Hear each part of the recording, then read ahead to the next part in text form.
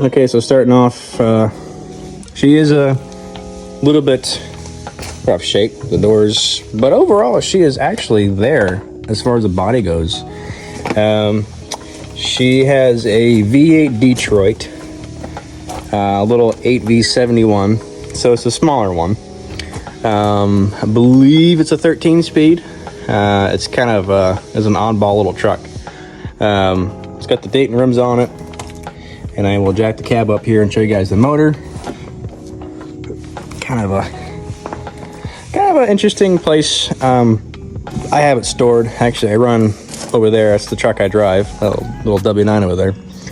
But yeah, everything is bone stock. So it's got the spring hangers, no airbag suspension back there. I think it has like 411 or 410 rears on it, so she does not go very particularly fast. But these tires are, well, very old and dry rotted, but they still hold air. Surprisingly, I think they have tubes in them. That's why. I bought it off a gentleman in Delaware, southern Delaware, like I said, about 6 months ago. I've been looking around and found it on YouTube, or Facebook Marketplace, and a couple years ago, and it wasn't quite what I wanted. But price came down. I went down there, made an offer on it, and yeah. So here we are. Here's my 1974, 73, 74. The reason why I say that is because these hinges, these are off of a 73, but the title says 74 because 74 is the first year that they went with the piano style hinge. So I'm not really sure what year it is. The VIN, the title says 74. I've had many mixed reviews online saying no, it's actually a 73. So we're gonna find out. But this is the very first video we have of this old girl. And it's in pretty rough shape, not gonna lie. Little box of parts back there. The sleeper actually does have air conditioning in it. You can see very dimly. There's some fading light. But this is a West Coast Bostrom seat. So in its life, it did quite a bit of trucking. That's the door panel. That's the tilt cab instructions. And it looks as though it was last on the road in 2001. So the 2001 or 2009, but I'm guessing it's 2001. So this is what we're dealing with. These batteries are pretty much toast. I've tried starting with these batteries, and they both collapsed. And I've actually had different batteries on it, and that seemed to do the trick. But I want to get it running on its own power without having someone else's batteries in there.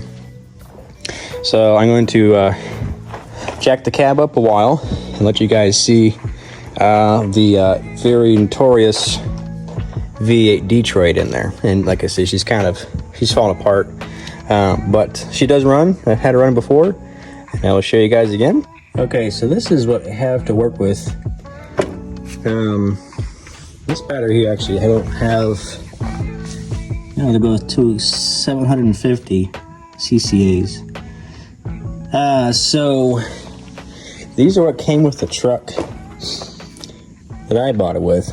I'm not sure if they're even in stock, like what they call for OEM, but that's what I'm gonna go with. So these two batteries have to get replaced. I gotta do some price checking on those. This is your battery tray here, and this is, so when I move the truck, right, this is your ground here, it goes back to the frame. When I moved the truck, I had these two battery cables hooked up, and this one is identical to these guys, like that, but I'm missing that one end piece there that connects the batteries. So actually the idea is to take and replace this line that goes down to the starter, right, down there. Take that and actually make it into a screw-on bolt post instead of this post here. Kind of upgrade a little bit there. And eventually, actually, I want to put the battery box in here somewhere.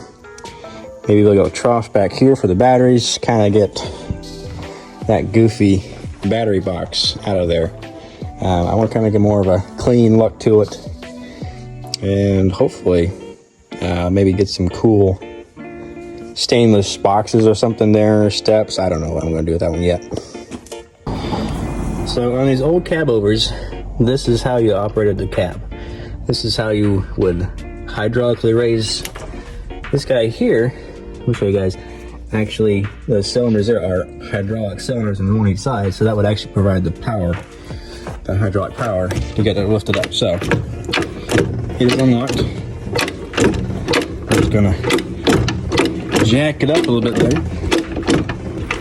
As you guys can see, she's starting to come up a little bit there. So it just takes a while to go. And you can start seeing the 1970s V8 Detroit in there. Okay, so these Cabovers, all right, they would have a locking system in there, right? So that would be your lock. So right now she's unlocked. And then this guy here, yeah, it's got like a dual locking system there. But this is your pump jack down here. This is your little guy for pumping it up there. Right now it is unlocked, so I'm going to jack it up real quick for you guys to see. It is like it says, it's in pretty rough shape. But I couldn't tell the price. Pretty good price. So all right, so here we have the 1970s Detroit diesel V8. This is a supercharger on top of there, so it's got a little blower. The issue I had, because it didn't start right off the bat, this here is your throttle linkage. This comes off your foot pedal inside the cab, right? It hooks up to this guy right there, that linkage, but it's been frozen. So that was the first runaway issues I had. So basically what I did is I took a hammer and kind of popped it halfway so it has half fuel, and then it idled after that. So we gotta go fix that. And that's the radiator. I want to do a coolant flush on it, and oil change, just get all the fluids up to date on it. So yeah, that is the first introductory video to my 1970s Cabover.